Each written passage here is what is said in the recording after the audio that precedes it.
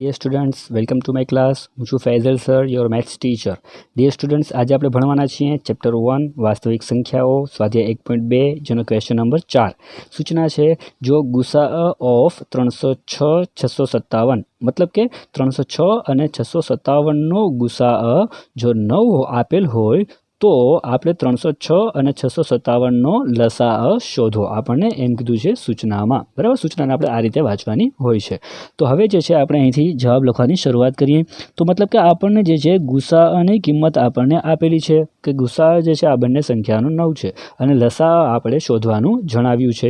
Okay, તો dear students, આના માટે યાદ કરો આપણે ક્વેશ્ચન નંબર 2 આ જ સ્વાધ્યાયનો 1.2નો ક્વેશ્ચન નંબર 2 જે છે તે આપણે શીખી ગયા છીએ અને એમાં જે છે કઈ રીતે સૂચના છે તે આપણે જણાવીએ. તો આપણે જે છે એમાં લખવાનું અહીંથી આપણે જવાબ લખવા માટે શું લખવાનું આપણે તો કે આપણે જાણીએ છીએ લખવાનું આપણે જવાબ લખતી વખતે કે આપણે જાણીએ છીએ કે શું જાણીએ છીએ આપણે તો સૂચના આપણે જે છે અગાઉના દાખલામાં હતી શું હતું આપણી પાસે કે ભાઈ લસાઅ, બરાબર. તો લસાઅ ગુણ્યા ગુસાઅ યાદ કરો શું હતું લસાઅ ગુણ્યા ગુસાઅ બરાબર શું હતું તો બરાબર બંને પૂર્ણાંકોનો ગુણાકાર, બરાબર. આ જે છે એ નિયમ બંને પૂર્ણાંકોનો ગુણાકાર આ નિયમ જે છે આપણે દાખલા નંબર 2માં સમજાવ્યો હતો અને ત્યારે જણાવ્યું પણ હતું કે આ નિયમ આપણે યાદ રાખવાનો છે.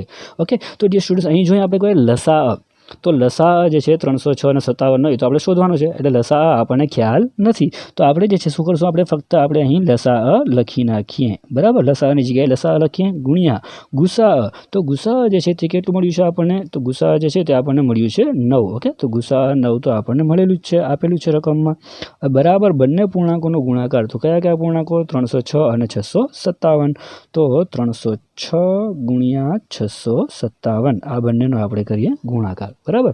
ઓકે, તો ડિયર સ્ટુડન્ટ્સ હવે જે છે આપણે અગાઉના ધોરણમાં ભણી ગયા છીએ અને હવે આ તો ઇઝી છે કે હવે લસાઅ શોધવો હોય અને 9 જે છે તે લસાઅ સાથે ગુણાકારના સંબંધમાં છે, બરાબર. તો હવે આપણે લસાઅ શોધવો હોય તો 9નું શું કરવું પડે આપણે તો 9ને આપણે બરાબરની સામે બાજુ લઈ જવા હોય તો ક્યાં જાય તો આ જે 9 છે તે ગુણાકારમાં છે સામે જશે ભાગાકારમાં, બરાબર.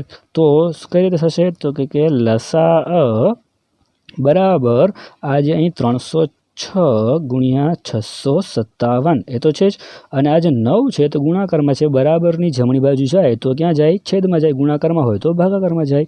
ઓકે, હવે શું કરશું આપણે તો કે 9 જે છે તે આ બંનેમાંથી કોઈ એક સાથે ઉડી જવું હોય, બરાબર. તો હવે અહીં જે છે આપણે જોઈએ તો કે 306 જે છે એને આપણે 9 વડે આપણે ભાગીએ તો થાય છે 34 9.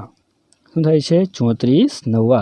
ઓકે, તો આપણે શું કહું 306 ને આપણે 9 વડે ભાગી નાખવાનું તો આપણે જવાબ મળી જાય 34 9. હવે શું થાય છે અહીંથી 9 અહીંથી ઉડી ગયા તો શું બચે છે અહીં બચે છે 34 ગુણ્યા 657, બરાબર. હવે જે છે આપણે ગુણાકાર કરી નાખીએ બંનેનો તો ગુણાકાર કરી નાખીએ 657 ગુણ્યા 34 બે આંકડા છે 0 3 7 21 વધી પડી 2 3 5 15 ને 2 17નો સાતડો વધી પડી 1 3 6 18 અને 1 19 4ની વાત કરીએ 4 7 28નો આઠડો વધી પડી 2 4 5 20 ને 2 22નો બગડો વધી પડી 2 4 6 24 ને 2 26, બરાબર.